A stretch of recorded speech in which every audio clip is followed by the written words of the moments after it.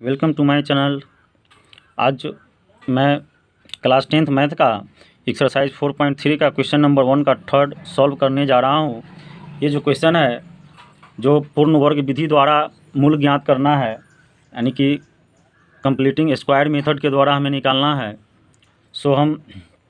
और इसमें क्वेश्चन का जो कंडीशन है कि यदि मूलों का अस्तित्व हो तो ही मूल ज्ञात करें।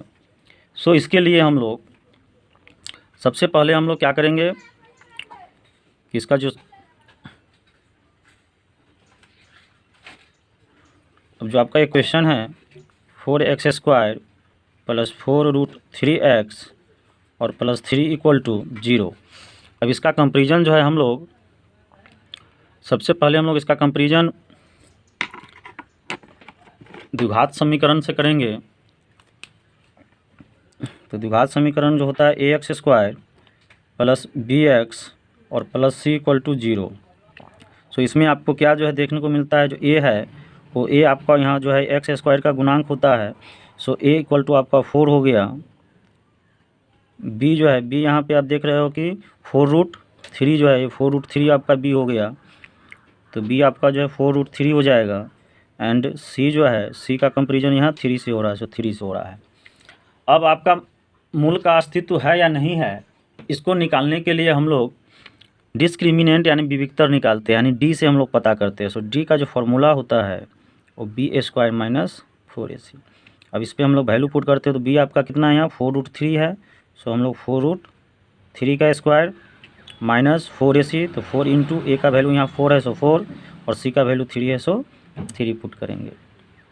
तो अब यहाँ स्क्वायर करेंगे तो 4 का स्क्वायर अलग होगा, तो 4 का स्क्वायर आपका हो जाएगा 16 और √3 का स्क्वायर। तो √3 का स्क्वायर जो होता है और √3 का जब स्क्वायर हम लोग करते हैं तो या तो इसका स्क्वायर करेंगे तो √3 इंटू √3 यानी √9 होगा, और जिसका जब हम स्क्वायर रूट में वर्गमूल निकालते हैं तो 3 आता है।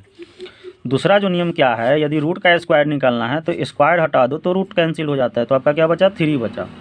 हम लोग यहाँ पे क्या हो जाएगा, √3 का जो स्क्वायर है हो जाएगा आपको 3 हो जाएगा। और यहाँ 4 4 जा 16 और 16 3 जा 48 हो गया। तो अब यहाँ गुना करेंगे तो 16 तिया कितना हो जाएगा 48 और माइनस 48 और 48 से 48 किया तो 0 आ गया। तो आपका जो यहाँ पे वैल्यू अब 0 आ गया। तो 0 जब आ गया तो d जो है यानी 0 क्या है, d का वैल्यू है, तो d = 0 है। और d जब = 0 होता है तो क्या होता है, मूल वास्तविक और समान है। मूल वास्तविक और समान है, यानी d जब इक्वल होता है 0 का तो इस स्थिति में आपका जो है मूल वास्तविक हो जाता है और समान होता है। समान होने का यहाँ अर्थ दिया हुआ है समान। समान का मतलब यह है कि द्विघात समीकरण के 2 मूल होते हैं तो दोनों मूल एक ही बराबर होंगे, एक ही समान आएगा। तो और वास्तविक मूल है तो मूल निकल सकता है। तो अब हम लोग जो क्वेश्चन है 4x² प्लस 4√3x प्लस 3 = 0। अब पूर्ण वर्ग विधि में करना क्या होता है कि ये जो फर्स्ट वाला जो टर्म होता है ax² वाला, इसको पूर्ण वर्ग में लाना होता है। तो पूर्ण वर्ग संख्या कौन कौन होती है, जैसे 1 होता है, 4 होता है, 9 होता है, 16 होता है, यानी जिसका हम लोग पूरा स्क्वायर लिख सकते हैं। तो ये तो 4 है ही। अन्य क्वेश्चन में हम लोग या तो गुणा करते थे पूर्ण वर्ग में लाने के लिए या हम लोग भाग करते थे, लेकिन यहाँ 4 तो है ही। इसमें हम कुछ नहीं करेंगे। यहाँ 4x² को हम लोग क्या लिख सकते हैं, 2x का स्क्वायर लिख सकते हैं ना, तो 2x²। अब इसके बाद जो है इस वाले टर्म को, यानी यहाँ जो हम लोग को आइडेंटिटी यूज करना है, वह आइडेंटिटी जो यूज़ करना है वो कौन सा आइडेंटिटी यूज़ करना है हम लोग को, कि a + b का whole square = a² plus 2ab और प्लस b²। यानी a + b का जो होल स्क्वायर होता है वो a² plus 2ab plus b² होता है। या दूसरे शब्दों में हम लोग क्या कह सकते हैं कि a² प्लस 2ab और प्लस b² = a + b का होल स्क्वायर होता है। यानी जब a + b का whole square a² plus 2ab plus b² हो सकता है, तो a² plus 2ab plus b² भी a + b का होल स्क्वायर होता है। हम लोग यहाँ जो है a² plus 2ab plus b² के रूप में तोड़ेंगे। तो ये जो पहला टर्म है वो a² के रूप में हो गया।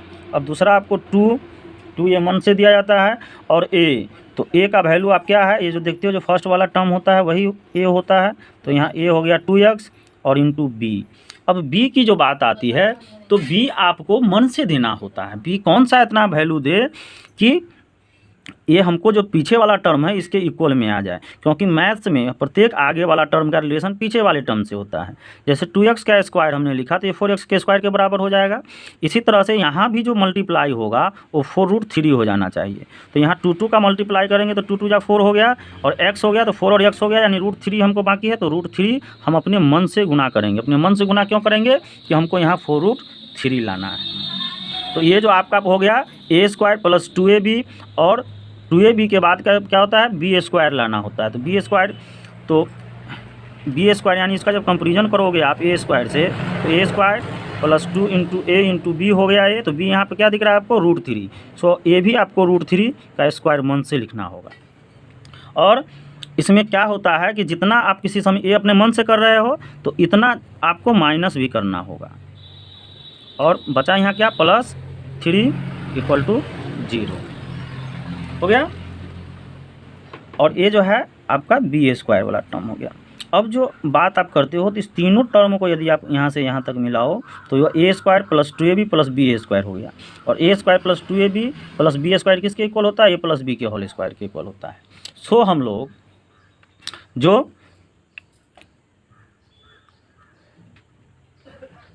लोग क्या करेंगे, अब इस तीनों टर्म के बदले में हम लोग इसको 2x प्लस √3 का स्क्वायर लिख सकते हैं। इसके बाद आपका आया -√3 का स्क्वायर। तो √3 का स्क्वायर की बात वही आ गई, रूट पे स्क्वायर है तो स्क्वायर से हम लोग रूट कैंसिल कर देते हैं तो आपको केवल 3 हो जाएगा। और एक यहाँ पे +3, तो +3 = 0। अब इसमें क्या देख रहे हो कि यहाँ 3 जो है माइनस में है और 3 जो है प्लस में है। सेम नंबर माइनस प्लस में होता है तो ये कैंसिल हो जाता है। कैंसिल हो गया तो अब आपका क्या बचा 2x प्लस √3 का स्क्वायर। अब यहाँ तो कुछ नहीं बचा, अब इक्वल में केवल 0 बचा।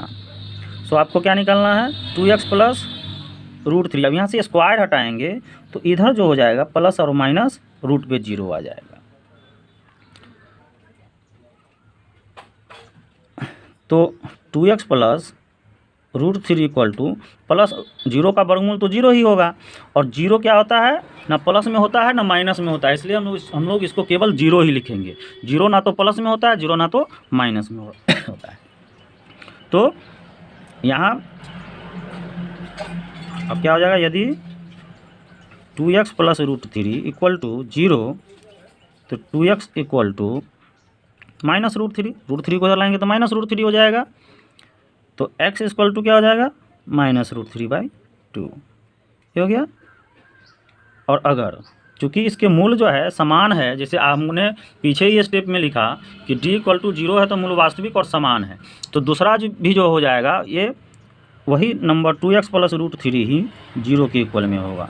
तो 2x = क्या हो जाएगा -√3, तो x = क्या हो जाएगा -√3/2। तो आप देख रहे हो यहाँ कि दोनों मूल जो है, यहाँ x का पहला वाला वैल्यू भी -√3/2 है और दूसरा वाला भी -√3/2 है, यानी दोनों वैल्यू सेम है। क्योंकि मूल वास्तविक और समान है तो मूल इसका समान ही आएगा। अतः इसके दो मूल -√3/2 और -√3/2 है। इसका दोनों मूल इक्वल ही होगा, समान ही हो जाएगा। तो उम्मीद है कि आप इस क्वेश्चन को अच्छे से समझ गए होंगे। Thanks for watching.